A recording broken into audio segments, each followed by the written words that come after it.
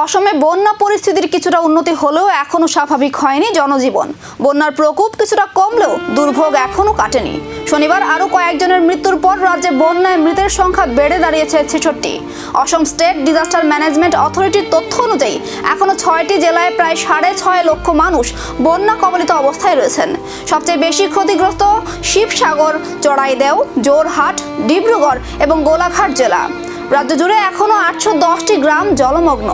বন্যা দুর্গতদের জন্য ২৭৪টি ত্রাণ শিবির চালু রয়েছে, যেখান থেকে নিয়মিত ত্রাণ ও জরুরি সহায়তা পৌঁছে দেওয়া হচ্ছে। অন্যদিকে নদীগুলোর জল এখনো বিপদসীমার উপর দিয়ে প্রবাহিত হচ্ছে। ক্ষতিগ্রস্ত হয়েছে রাস্তাঘাট, সেতু এবং কৃষি জমি। শত শত গবাদি পশু ও পোলট্রি খামারও বন্যার জলে ভেসে গেছে।